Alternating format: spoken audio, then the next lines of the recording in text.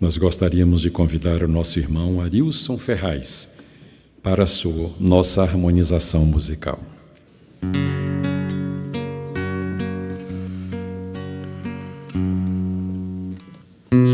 Ouça, Jesus, quero te falar.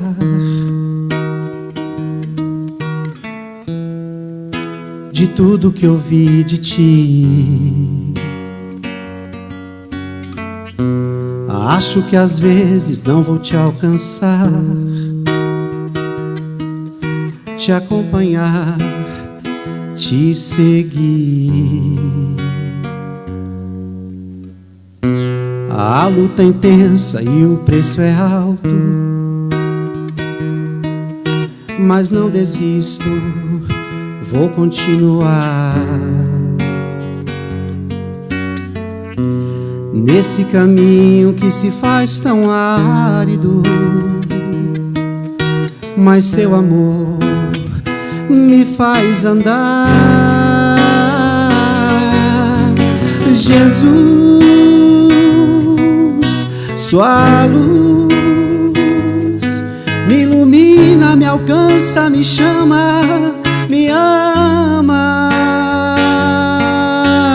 Jesus, sua paz me protege, me ergue bem leve, me toca.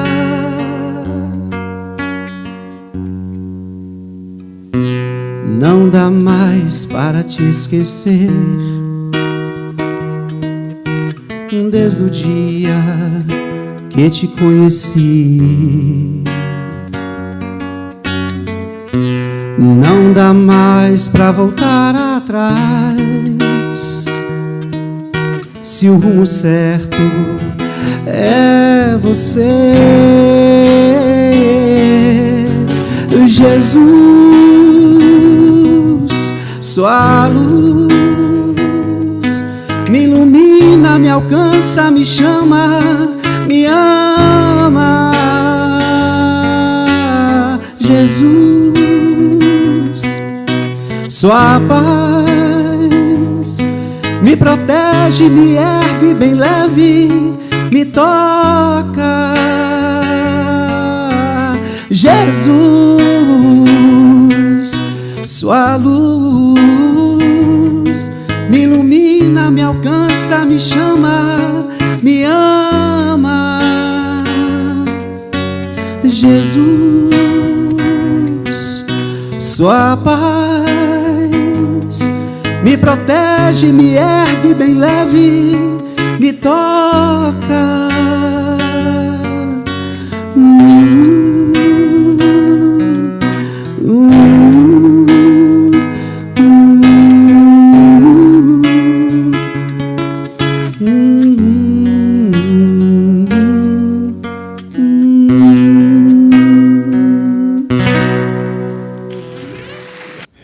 Obrigado, Arilson. O nosso querido irmão lançou recentemente o seu livro Infinito Amor. São reflexões espíritas sobre o luto materno e está disponível em nossa livraria. Vitor Hugo é graduado em Letras e participante do Grupo Espírita Leão Denis em Uberlândia, Minas Gerais. Nos honra com a sua presença e, nesse momento, o convidamos, com votos de muita paz, para a sua conferência. Seja o teu falar, sim, sim, não, não.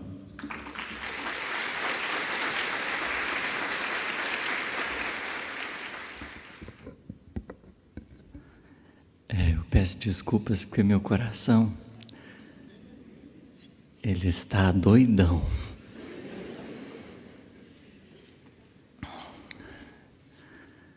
Eu só espero que Jesus, que prometeu estar conosco até a consumação dos séculos, se faça presente e guie o meu coração.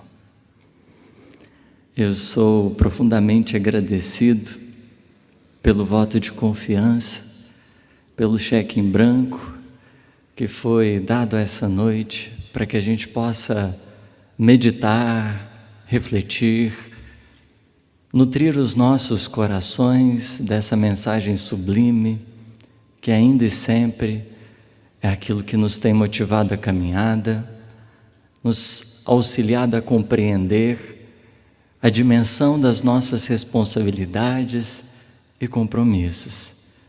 Eu estou sendo verdadeiramente muito bem acolhido, né? Estamos comendo muito bem. O lugar que a gente está ficando é chique pra caramba. Então, assim, os motoristas dos negocinhos onde a gente vai, nossa senhora, muito bons, desde o aeroporto até esse instante presente, até um colo de pai que eu ganhei do Barreto, foi verdadeiramente especial. Eu só espero que os Espíritos me ajudem e que eu possa atrapalhá-los menos nessa noite. O nosso tema é: seja o vosso falar, sim, sim, não, não. Há um personagem muito emblemático, muito conhecido de nós. Ele se chama Chaves. Ele dizia, vamos ver se eu vou dar conta. Ele dizia sim, não. Eu treinei bastante para ver se ia sair assim. E ele, de certa forma, nos motiva a pensar. Muitos de nós, diante das experiências da vida, temos corrido o risco das contradições. O nosso falar nem sempre tem sido sim, sim e não, não. E para que a gente possa refletir sobre essa proposta, vamos nos ambientar. Está no Sermão do Monte essas palavras de Jesus, que são para nós um instante muito especial, quando nós vamos entender verdadeiramente o que representou o Sermão do Monte na história da humanidade. Sob a bênção da doutrina espírita, algumas luzes se acendem. Nós não estamos falando meramente de um sermão em que Jesus se prontificara a trazer algumas coisas. Ali, às beiras do Tiberíades, aonde tantos corações se avolumavam, desejosos de ouvir alguma coisa, Jesus soube, com maestria, estabelecer os planos de trabalho para o mundo celeste. O Sermão do Monte é Jesus apresentando a que veio. E não por acaso as bem-aventuranças são a porta de entrada a oferecer-nos reflexões profundas. Mas Jesus prossegue como um legislador. Ele reconhece o que o governo anterior fez e se dispõe a pensar naquilo que seriam as lições dali para frente. Bem sabemos pela ótica espírita que o mundo estava como que num momento de provas e expiações, mais expiações do que prova. Hoje, já avançando, começamos a sonhar com essa regeneração tal como ela se fará, mas visando, sobretudo, ao grande objetivo, ao mundo celeste. E o que seria o mundo celeste? Conforme Allan Kardec vai propor, é aonde o bem predomina, aonde não existe nenhum resquício do mal, aonde as imperfeições não são vistas, há um nível de coerência, há um nível de clareza, há um senso de determinação por parte de todos os espíritos que vivem numa realidade verdadeiramente superior. Isso nada mais do que fruto dessa grande construção interna. O Sermão do Monte, ele foi estabelecido como um plano de trabalho para o coração humano, porque não existirá, como o próprio Jesus esclarecerá a Hanan, um outro material mais perfeito para essa grande empreitada do que o mármore do sentimento e o cinzel da boa vontade. Todos nós podemos nos dizer ali, naquele instante, ao ouvir as sublimes inspirações para a construção desse mundo celeste. Só que há um detalhe que nós precisamos considerar. Antes de falarmos da equação sublime do bem, há uma necessidade central: a mudança de direção. O espírito, na sua trajetória evolutiva, ele tem duas direções, algo que fica muito bem estabelecido em O Livro dos Espíritos. Existe o mal e existe o bem. Não estamos trabalhando aqui, no entanto, numa perspectiva dicotômica, mas é preciso assumirmos aqui a postura espectral. Existe gradação, existe desenvolvimento, existe aperfeiçoamento da alma. O mal nada mais é, como vai ser definido na obra de André Luiz, como a felicidade, o progresso, o bem-estar, tudo para mim. É aonde eu me coloco no centro. Falávamos de manhã a respeito do egoísmo. Qual seria o contrário do egoísmo? Talvez poderíamos pensar em vários antônimos. Enquanto o pessoal falava, me veio um. O antônimo de egoísmo seria simplicidade. Porque se o egoísta, ele vive um excesso de si, o simples entende a justa medida das coisas e também de si mesmo. Quando pensamos, portanto, no mal, além da perversidade propriamente dita, que é quando nós nutrimos o anseio de prejudicar alguém, existe o mal, que é representado no símbolo daquele elefante que entra no jardim, cheio de boa intenção, em busca de uma flor.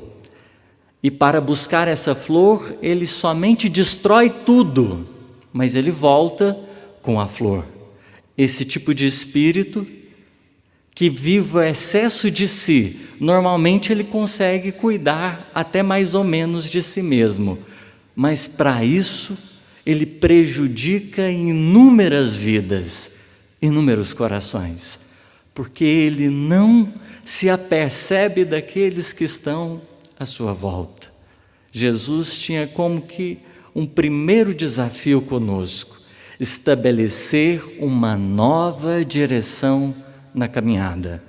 Era justo que nos atentássemos ao bem necessário, à construção da sublime harmonia dos nossos corações com a lei. Não bastaria simplesmente um jogo de comportamentos, era necessário interiormente uma construção mais profunda, que começaria com a tomada de uma nova referência.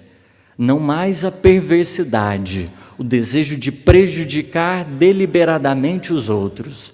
Não mais esse excesso de si mesmo. Era preciso estabelecer uma nova compreensão. E por isso, conforme na obra de André Luiz também colhemos, o bem representa o progresso, a felicidade, a justiça, o bem-estar em favor de todos. O Cristo viera ao nosso encontro para que compreendêssemos aquilo que Paulo, depois lá em O Livro dos Espíritos, no finalzinho vai dizer: gravitar em torno da unidade divina. Eis a nossa missão: gravitar em torno da unidade, como um corpo em que todo mundo se reconhece no seu devido lugar, em que todos nós temos o nosso justo espaço, trabalhar pela grande harmonia coletiva. Só que para isso seria necessário que nós assumíssemos para conosco mesmo alguns compromissos. Era preciso que observássemos alguns detalhes. E um desses detalhes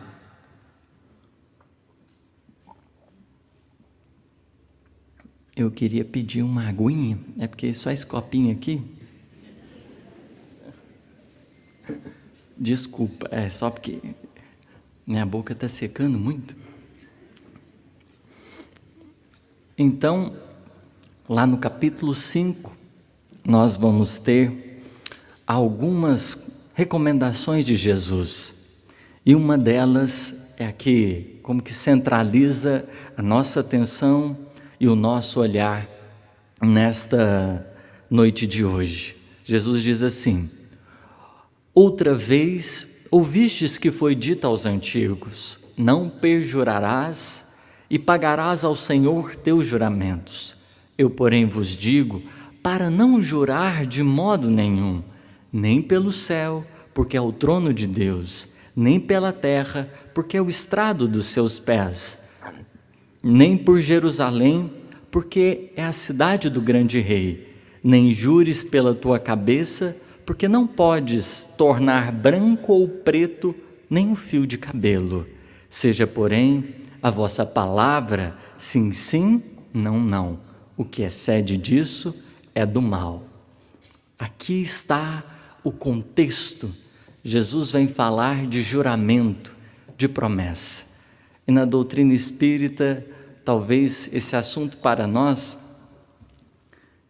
obrigado pela generosidade, esse assunto para nós assuma uma relevância maior. Eu até então olhei o contexto e falei: gente do céu, né? Interessante, bacana a lição, mas tinha tanta passagem boa, né? Aí eu fiquei pensando, até que eu comecei a lembrar de um momento. Imaginemos um instante da nossa preparação reencarnatória. Quantos juramentos, quantas promessas não são feitas? Imaginemos nós, se nós tivéssemos condições agora de dar só uma olhadinha, uma espiadinha no nosso planejamento reencarnatório, quantas coisas já estariam a nível de promessa? Quantas coisas não estariam apenas a nível de promessa? É uma reflexão interessante, porque grande parte de nós descemos recebendo, dando um sim: eu vou, vai dar tudo certo, não vou fazer muita coisa. E à medida que a gente encarna, as experiências vão surgindo. Eita, trem danado, está lá a gente se prejudicando, nos mesmos trenzinhos que a gente errou até então. Juramento, promessa, seja o vosso falar, sim, sim, não, não. 3 lições nós podemos recolher desta frase simples de Jesus. É preciso pensarmos a respeito do nível de coerência. É preciso refletirmos sobre o senso de determinação e a clareza do que tem representado o nosso falar. É muito interessante se nós observarmos Emmanuel no Pensamento e Vida. Ele vai propor uma reflexão muito boa. Ele primeiro vai considerar, que a vida ela tem início no coração. Ele diz: o reflexo esboça a emotividade. A emotividade plasma a ideia, e a ideia orienta as palavras e atitudes. Então, quando nós falamos a respeito desse falar, nós não estamos dizendo tão somente palavras. E Jesus aqui refere-se a essa cadeia complexa, porque o falar, aqui nesse momento, pode representar as expressões do ser, as manifestações de linguagem, porque não só a nossa boca fala, mas também o nosso olhar, mas também a nossa forma de nos portarmos. Na análise do discurso, a gente entende que não só o que a gente fala significa, mas também o que a gente deixa de falar. Isso quer dizer que o silêncio é também um tipo de linguagem. E o sim, sim, não, não, não representam apenas modalidades do verbo enquanto oralidade, mas essas manifestações da alma no plano significativo da evolução. Nós manifestamo-nos a todo instante, comunicamos através da nossa presença alguma coisa. E é pensando a respeito disso, que a gente poderia aqui lembrar, e no princípio era o verbo, era a palavra, no princípio era a materialização viva divina, e como João nos anunciara ao coração, e nele havia vida, a vida era a luz dos homens. O Cristo, por sinal, tinha propósitos muito significativos no ambiente terrestre. E ele contou com alguns corações, alguns cooperadores diretos, que são intitulados discípulos. Discípulos que foram convidados um a um para seguir após o Mestre. Seguir após. E eu gostaria, para nossa reflexão aqui, de pensarmos num amigo querido, que é a Denise Lino. Eu, infelizmente, ainda não li o livro dela. Talvez, quem já leu vai achar um pouco pobre as minhas palavras, mas vamos falar de Simão Pedro.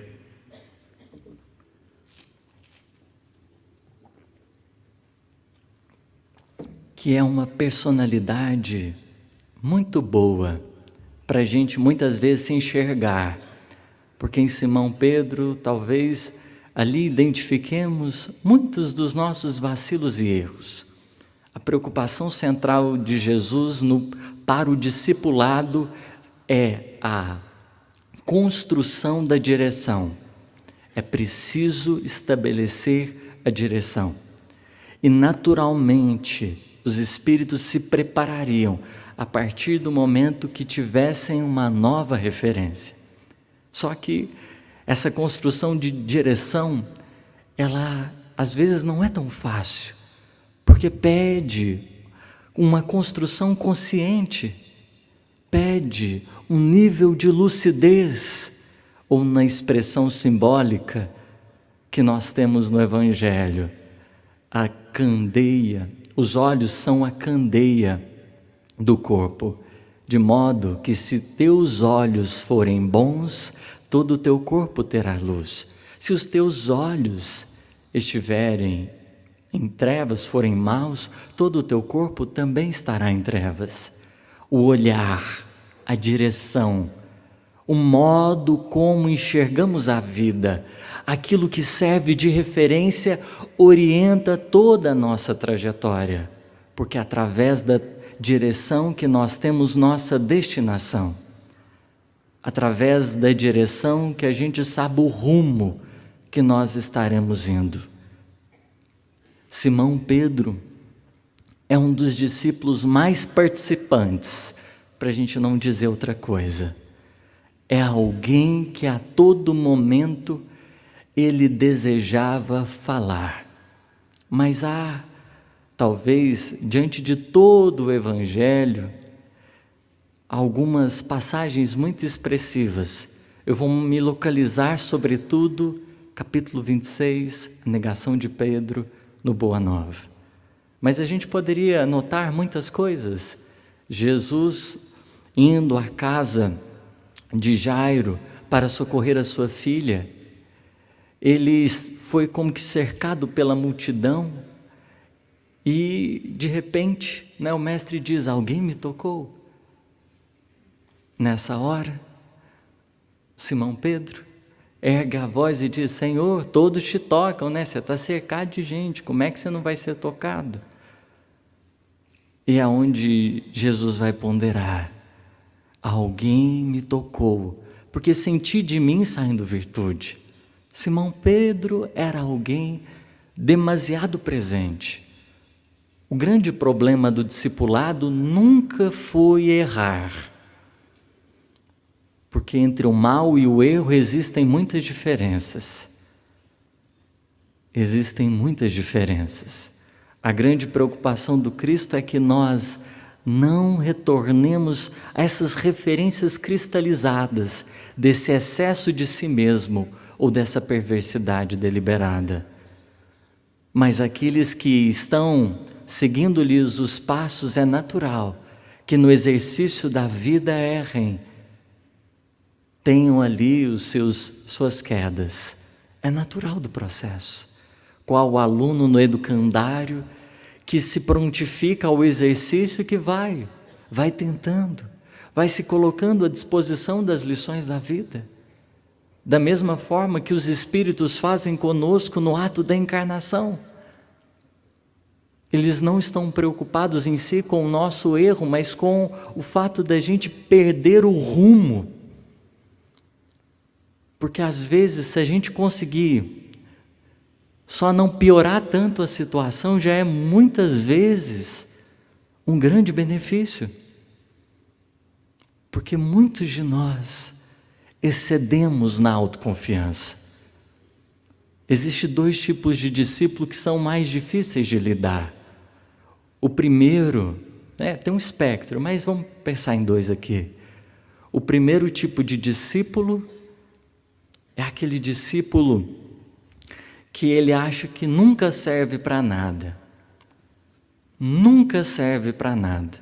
Você pede, você fala: não dou conta. E é uma coisa assim, meu Deus, é ruim se lidar com esse tipo de pessoa, quando não raro é a gente. Faz isso,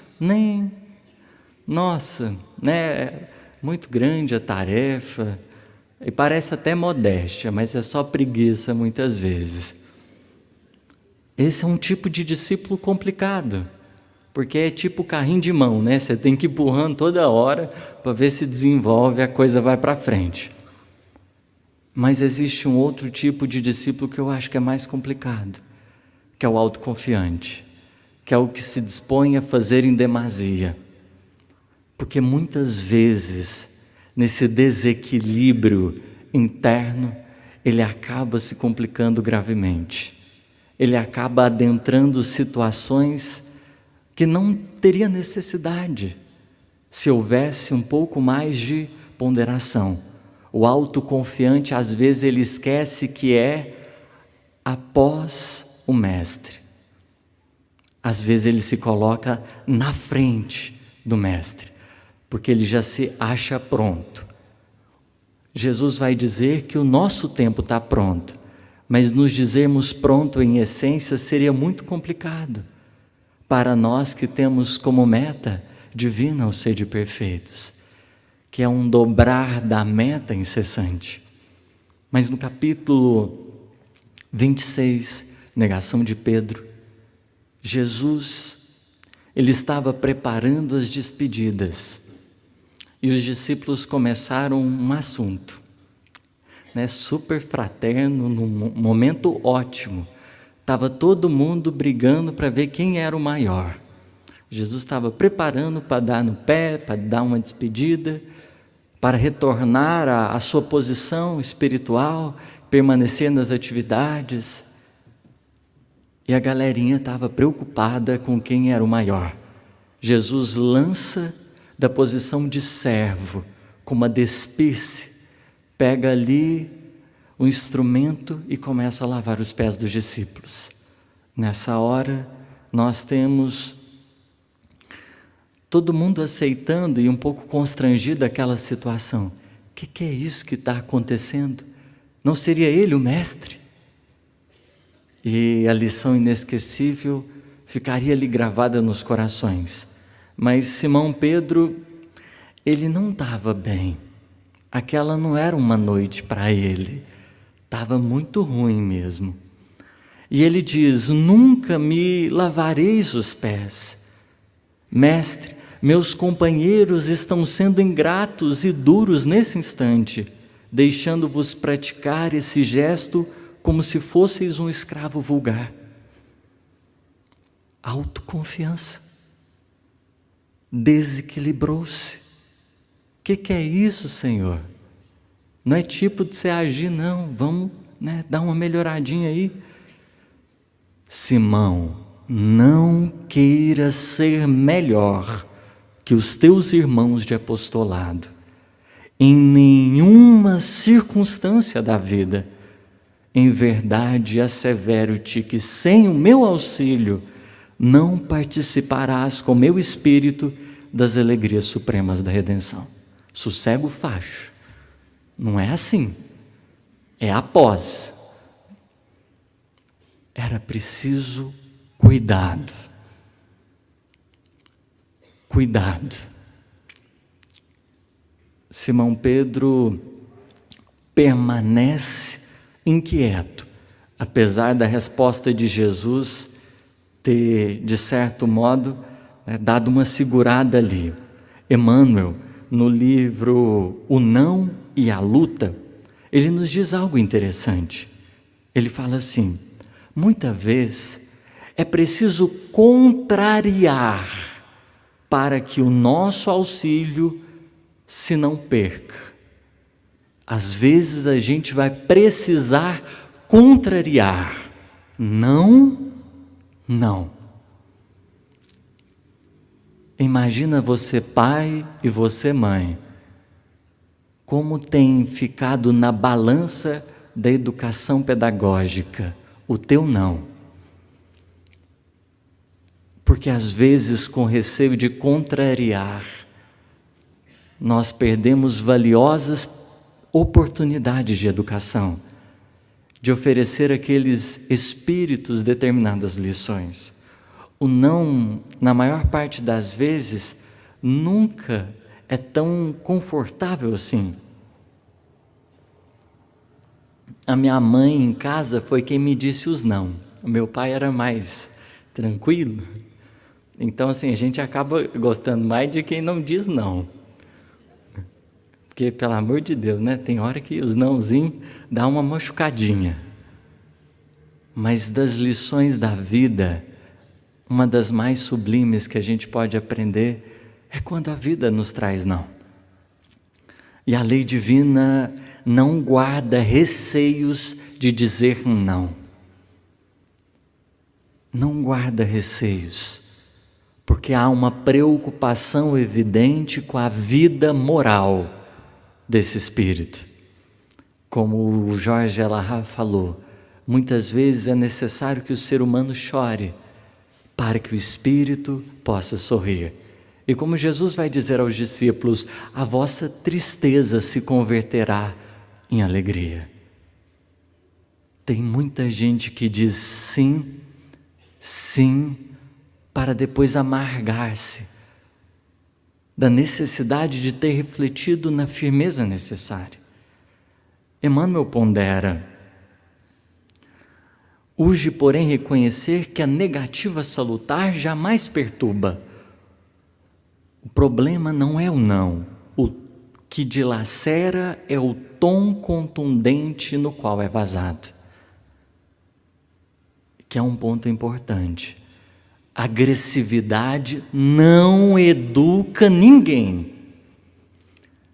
Não é espancando, Não é agredindo que as pessoas vão aprender. E a gente precisa cada vez mais deixar bem claros, porque não será a força a dar direção àquilo que parte da compreensão da alma. Não adianta agredir. E você grita e xinga, você vai ter duas pessoas feridas, quem está escutando e quem está falando, porque as nossas palavras ecoam, não só para fora, mas também nós dizemos para nós mesmos aquilo que falamos aos outros. Nós também acolhemos em nós aquilo que nós expressamos à vida que nos cerca. E é por isso que o conceito da responsabilidade é construído, porque tudo que projetamos para fora, também edificamos dentro. Tanto equilíbrio quanto desequilíbrio. Mas tá, vamos voltar para o Simãozinho. Jesus dá a lição, é firme na hora que precisa. E continua: aproxima-se a hora do meu derradeiro testemunho. Jesus vai ponderar a condição dos discípulos. Olha, sei por antecipação que todos vós estareis dispersos nesse instante supremo. É natural, porquanto ainda não estáis preparados senão para aprender. Olha a pedagogia de Jesus. Gente, eu entendo o nível evolutivo que vocês estão. Entendo o que vai acontecer daqui para frente. Fica atento só para o que precisa ser feito. E é nesse momento que Jesus vai falar da necessidade de amar uns aos outros. Eu vou partir, eu sei que vai dar zebra, mas se amem uns aos outros, depois que eu não mais estiver fisicamente, guardem a lição do cuidado uns com os outros, se fortaleçam nas suas dificuldades e dores, mantenham esse elo de coesão, de união entre vocês. Só que Simão Pedro aparece de novo. Afinal, Senhor, para onde ides? Para onde você está indo? Aí Jesus ponderou: ainda não te encontras preparado para seguir-me. O testemunho é de sacrifício e de extrema abnegação, e somente mais tarde entrarás na posse da fortaleza indispensável. Jesus está ponderando com ele: Simão, entende a tua condição de aluno? Quantos de nós, às vezes, a gente não se perde no orgulho, porque a gente quer se achar ou sustentar uma aparência de sermos maiores? Olha a promessa. O orgulhoso promete muita coisa, mas não entrega nada, porque ele sempre se excede nas medidas. Ele sempre se perde na medida. Falta humildade de reconhecer o tamanho. Simão Pedro vai começar a protestar com o mestre. Como assim? Não posso te seguir? Você duvida da minha coragem? Você acha que eu não sou corajoso? Que isso? Por vós darei a minha vida. Olha a promessa. Olha a promessa. Às vezes as nossas promessas não se realizam no tempo que a gente achava. O grande problema é esse.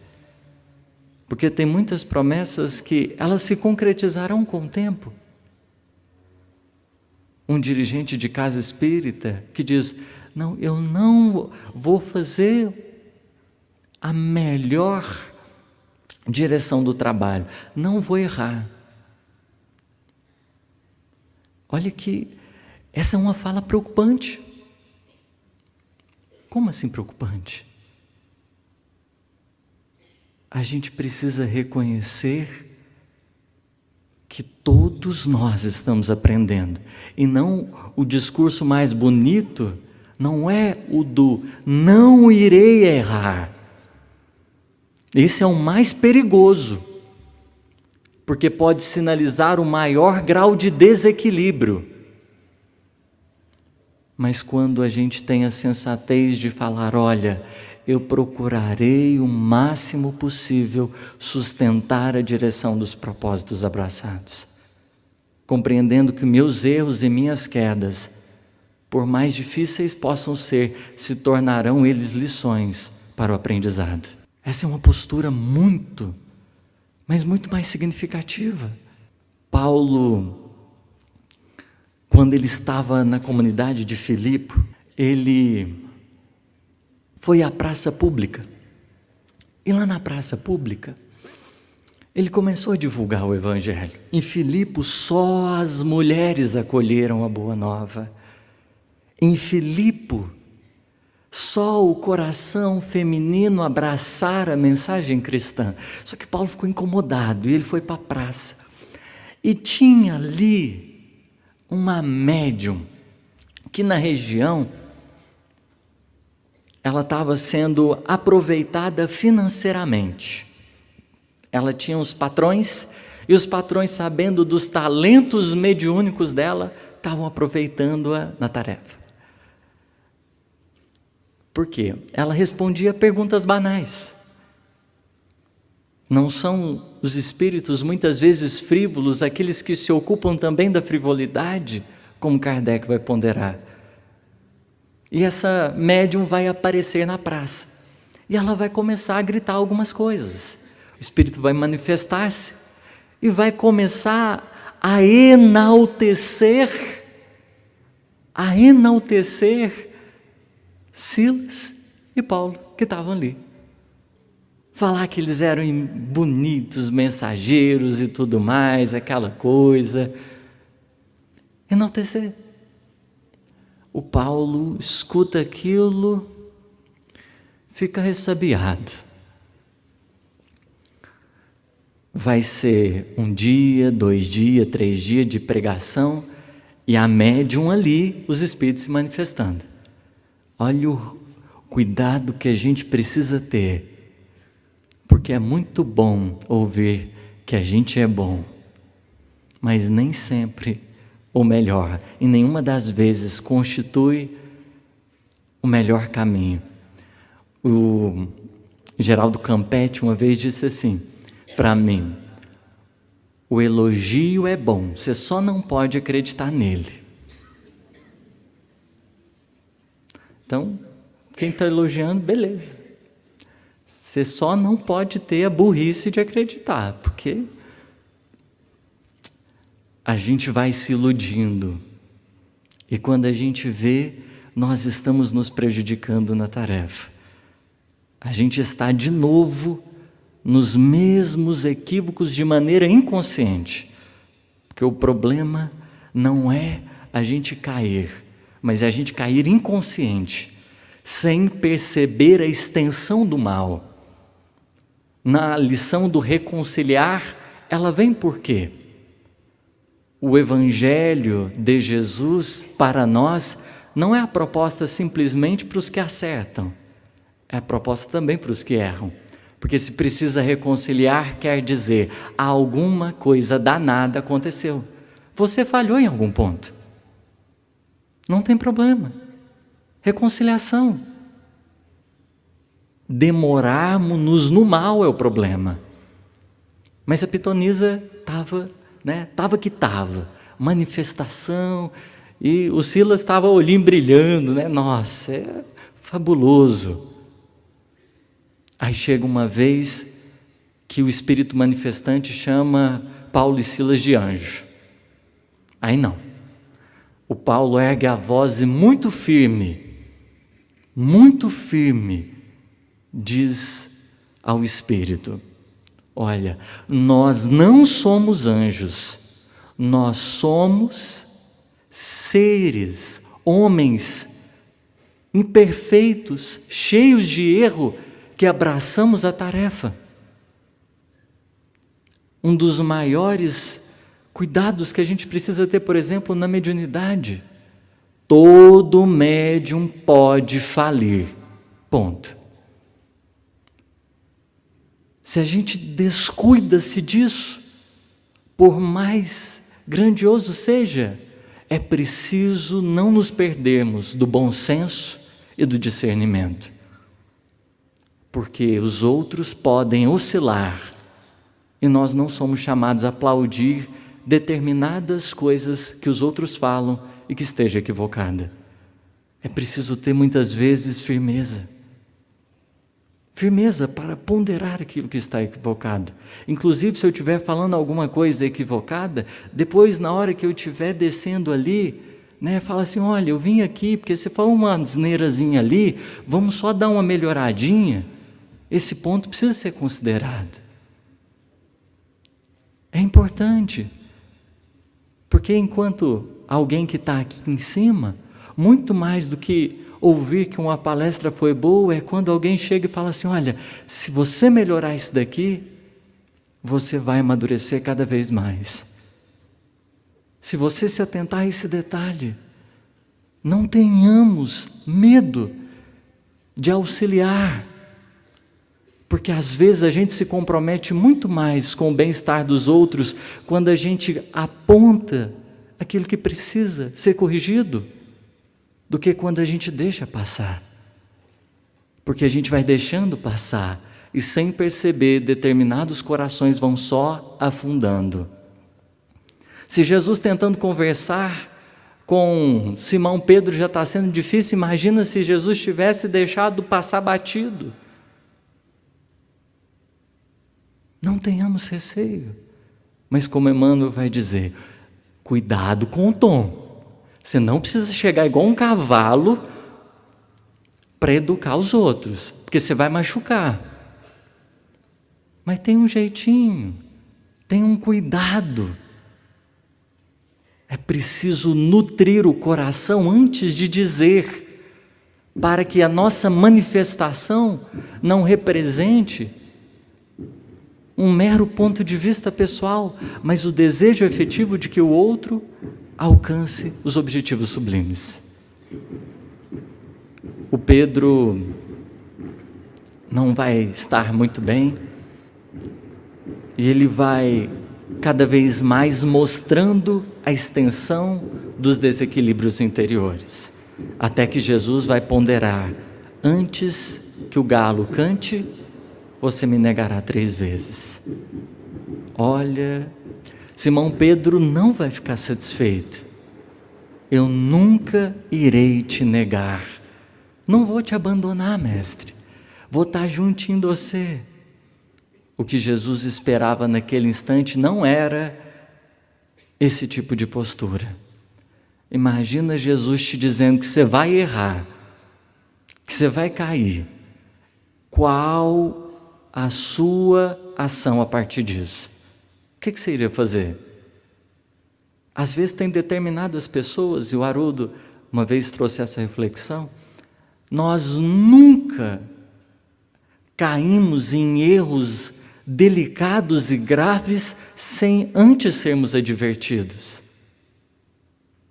Nós nunca nos afundamos sem que antes a vida tenha dado um alerta. Nunca. O que nos falta muitas vezes é a capacidade de perceber, ou em muitos instantes, capacidade de escutar. O descuido que a gente tem, porque a gente pode julgar tudo que os outros falam, não, mas pode ser inveja do outro, pode ser isso, pode ser aquilo, fulano deve estar obsediado, ele falou que eu vou cair, que esse caminho não é o melhor. Por mais absurdo que possa parecer, às vezes a vida pode se utilizar de bocas que a gente não imaginava para nos chamar a atenção. Jesus vai ser preso na casa de Caifás, e ali vai estar sendo objeto de atenção. Simão Pedro, junto com João, são daqueles que vão se movimentar. João, primeira coisa, anuncia para Maria. O Simão Pedro vai como que ficar ali à espreita. Ele desejava seguir o Cristo naquele instante. Uma serva da casa pergunta: e aí, você é discípulo daquele homem? E o Simão nega a primeira vez. Ele, um tanto que aflito, hesitante com aquela circunstância, fica inquieto. Passado algum tempo, um dos circunstantes ali presente pergunta a ele: e você não é amigo daquele homem?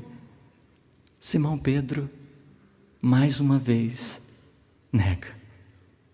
Não conheço, nunca vi falar. Passa-se um tempo, outra pessoa: ó, te vi lá naquele monte, você que cortou a orelha do soldado. Eu? Jamais, né? Eu não conheço esse homem.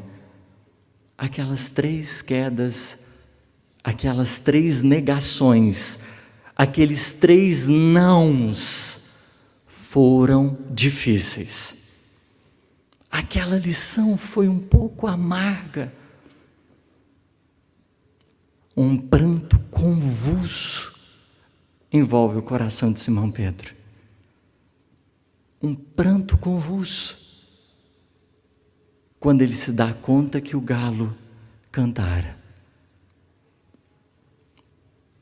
E é nesse instante que ele se retira, se isola da presença de todo mundo.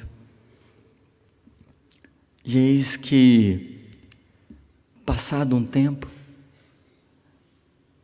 Simão Pedro, como que naquele estado de introspecção, de remorso, a fidelidade dele, o sim dele de um momento se tornou não. Eis que, passado um tempo, ele vai receber Jesus não mais encarnado, a presença em espírito do Mestre, num desses instantes de agonia íntima, das mais absurdas, porque quando a gente estabelece uma métrica que não corresponde à nossa estatura espiritual, nós estamos sujeitos a encontrar esses remorsos que por vezes são doídos, porque não foi por falta de avisar. E Jesus não é daqueles que vem chegar para te avisei, né? Não fora isso. Simão Pedro começara a refletir sobre a extensão da própria vida. Ele que se colocara, jurara-se tão perfeito, ele começara a refletir sobre as vezes que ele havia sido tão duro com as pessoas. Porque quando você queda, entende a dimensão da experiência, o teu olhar se modifica. E o teu ponto de vista a respeito dos outros também. Porque às vezes você olhava alguém e falava: mas como que fulano pôde cair? A vida muitas vezes segue uma estrutura pedagógica. E o carrossel gira. A nossa posição de observador, ela modifica-se para daquele que está sendo experimentado. E muitas vezes a gente se complica, porque a gente é danado para pagar a língua, é danado para voltar atrás, e é melhor que assim o seja. O ruim é quando, de certa forma, a gente se cristaliza e fala: eu penso assim e não vou mudar minha forma de pensar. Isso é preocupante. Nunca vou errar, preocupante. Nunca vou mudar minha forma de pensar. Eu penso desse jeito e pronto. preocupante. Jesus aparecera a Simão, naquele momento que o coração estava meio desabado. E para Simão Pedro, Jesus utilizou da linguagem do olhar. Sim, sim, não, não. Às vezes é uma linguagem mais simples, sem justificativa, sem condenação, sem lamentação. A fala assertiva, clara, coerente. Simão até então fora aquele discípulo que quando Jesus falava sobre reconciliação, sobre perdão, ele questionara: Senhor, até quantas vezes eu preciso perdoar aquele que caiu, aquele que errou 7 vezes? E Jesus vai lhe responder: Simão, não só 7, mas 70 vezes 7, né? Estamos aqui na Semana Espírita, 70 também, né? Vamos, lição do perdãozinho fraterno. Não só 7, mas 70 vezes 7. Quando Jesus lhe olha e que ele percebe a extensão do amor do Cristo, que mesmo na sua queda, ali estava a infeição de paz, não para martirizá-lo ainda mais, acentuando-lhe a culpa que ele próprio alimentara dentro de si, mas para oferecer-lhe uma importante lição. A culpa é uma prisão sem grade, que a gente muitas vezes se coloca e não consegue se libertar. Não tem nada te prendendo, é só você mesmo. Jesus viera ali para manifestar a sua compreensão. Simão, aqueles que erram, em verdade, são os que precisam mais de ajuda. Jesus, na verdade, não diz nada, mas aquele olhar seria a expressão intraduzível de uma verdade que depois ele iria compreender. Simão, vendo Jesus na sua frente, apenas diz: Senhor, perdoai-me. Perdoai-me. Simão amadurecera. As responsabilidades da casa do caminho, as novas tarefas, lhe proporcionaram um precioso recurso de amadurecimento. Porque diante das nossas perspectivas, o tempo vai nos ensinando a ponderar aquilo que até então constituía-se como que impossível, vai se tornando mais compreensível à medida que a gente avança.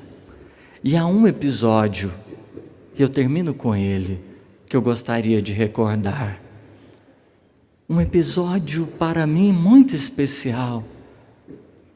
Capítulo 5 da segunda parte do livro Paulo e Estevão. Pedro se deslocou de Jerusalém para a cidade de Antioquia. Fora visitar a igreja, em que Paulo e os companheiros Barnabé se avolumavam na tarefa. Aquela igreja benfeitora que reunia tantos corações, num clima de profunda paz. Simão chega, é bem recebido, aquela coisa boa, tudo perfeito, e durante muito tempo assim é, até que chega uma cartinha para Simão Pedro. Emmanuel não gosta de fofoca espírita, então a gente não sabe o que está nessa carta. Mas essa carta modifica completamente o comportamento de Simão. Simão estava de bem com todo mundo, abraçava os gentios, os circuncisos, os incircuncisos, estava tudo no mesmo plano. Só que a cartinha dá uma mexida em Simão Pedro, a gente não sabe o que é, né? Emmanuel deixou a gente curioso, amém, né? para a gente não proliferar a maledicência. E aí Paulo não vai ficar muito feliz com aquilo. Paulo vai ficar muito zangado. E aí numa dada reunião, depois de algumas semanas que ele viu que estava diferente, o Paulo vai chegar no momento que eles estavam ali, para fazer a leitura, a reflexão. Paulo vai erguer a voz para apontar a falha de Simão Pedro. Simão, você está errando com a gente reconhece a sua importância nos trabalhos, mas olha isso, você estava tratando todo mundo bem, o que aconteceu para você mudar? Para Simão Pedro vai ser uma situação um pouco complicada. Existia na igreja, naquele momento, uma divisão entre duas formas de pensar. Os gentios deveriam ser acolhidos com mais liberdade para uns, e para outros não era bem assim que deveria funcionar. Paulo defendia a gentilidade. Imaginemos, talvez esse público da gentilidade hoje pode representar as minorias que tantas vezes recebem preconceitos, em que tantas vezes não são acolhidas devidamente. É preciso o nosso respeito. As condições sexuais, a etnia, não importa. O amor deverá permanecer como elemento central. Mas naquele instante estava uma guerra,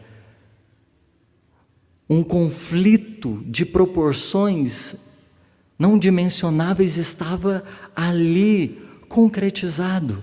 Emmanuel, ele chega a descrever a delicadeza. Os cristãos do mundo antigo não eram tão perfeitos quanto a gente imaginava.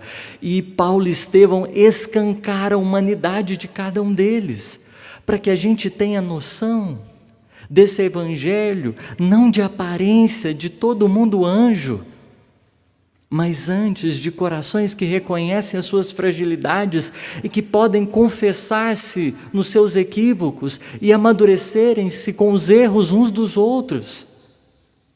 Porque a gente vai cristalizando a imagem de quem está aqui na frente, de quem trabalha no centro, de quem está à frente das coisas, e a gente vai criando uma situação insustentável, porque quantos de nós às vezes não vamos retornar lá para cima, porque a gente foi mantendo o verniz e não se preocupou com a essência, e vamos considerar que a gente desperdiçou o trabalho espírita, quando nós poderíamos ter abraçado a tarefa com muito mais humildade, por falta às vezes dessa liberdade uns com os outros, de poder falar dos nossos equívocos. Nesse instante, o trem estava difícil. Jesus, por sinal que acompanhava aquele momento, sabia da delicadeza que precisava ser tratada a experiência. É por isso que Simão Pedro fica em silêncio, não fala nada. Durante muito tempo percebe Paulo acusando, e o Barnabé é todo afetivo, porque o Paulo é meio durão, o Barnabé é o coração mais molinho, mais afetivo. O Barnabé vai chorar ali naquele instante, todo mundo tenso, como a querer ouvir Simão Pedro. Nesse instante, como que depois de um tempo passado, que somente Paulo erguia a voz, Simão Pedro vai pontuar a questão. Todos sabem o quanto têm errado, e não é surpresa para nenhum de vós, que no momento decisivo, eu neguei o Mestre. Portanto, submeto ao julgamento de todos, e peço a todos que nos submetamos ao julgamento do Altíssimo. Simão Pedro não se defende. Simão Pedro não se coloca numa condição, não, errei mesmo, falhei. A humildade, a honestidade fundamental na tarefa, porque é aquilo que muitas vezes pode livrar determinados grupos de se esfacelar. Kardec recomenda grupos pequenos, mas a gente só forma grupo pequeno porque a gente briga nos grupos grandes e aí vai formar os pequenos. Começou a tarefa porque, não, eu saí de tal centro, fulano de tal lá, pelo amor de Deus, não dou conta de trabalhar com ele não. Falta-nos, muitas vezes, essa humildade. Só que a lição fora tão sublime para Pedro, porque no momento que ele permaneceu em silêncio, sem precipitar-se, ele lembrara da cruz, como que o mestre aproximara-se do seu espírito na sublimidade do silêncio do seu coração. Não era necessário demonstrar atestado de grandeza, não. Era preciso falar de modo claro. Seja o teu falar sim, sim, não, não. Não precisa justificar, não precisa se defender. A melhor forma de rebater, na maioria das vezes, as críticas é prosseguir trabalhando. Simão Pedro dá a resposta e depois ele pede, continuemos a nossa reunião, abre aí e vamos para a leitura dos textos. Sim, sim, não, não. Nós temos nos perdido nos longos discursos para ter razão e nos esquecido muitas vezes da necessidade da construção da paz, que é mais simples, é mais singela, e que nós vamos aprendendo com o coração justo de Maria, que não só dissera sim na visita do anjo Gabriel, eis-me aqui, Senhor, faça em mim conforme a tua vontade, mas na hora mais difícil, renovou o compromisso do coração, por mais difícil que lhe parecesse. Tanto sim quanto não são duas faces imprescindíveis da vida, que nos servem cada qual nas horas mais decisivas. Errou? Errei. Para que justificar?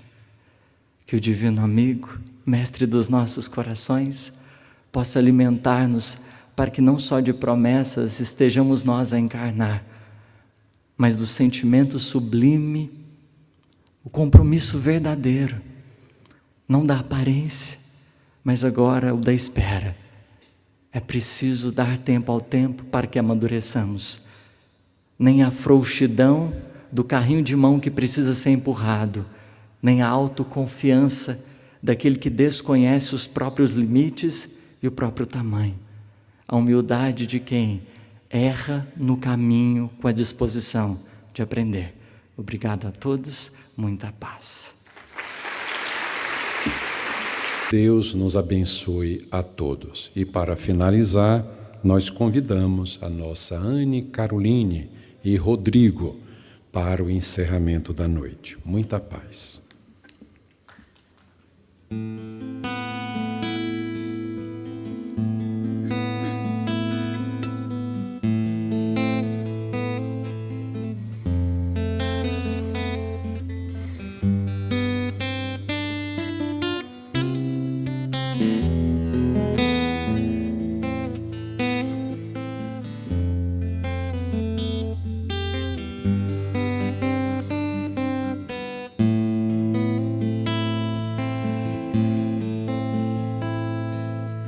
Um sentimento me ronda, não sei dizer, tudo é novo pra mim. Meu coração se renova, sinto a esperança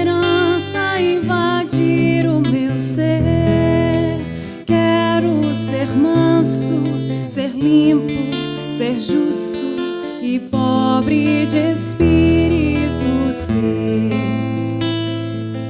Tua palavra me sonda, me conta de um reino que espera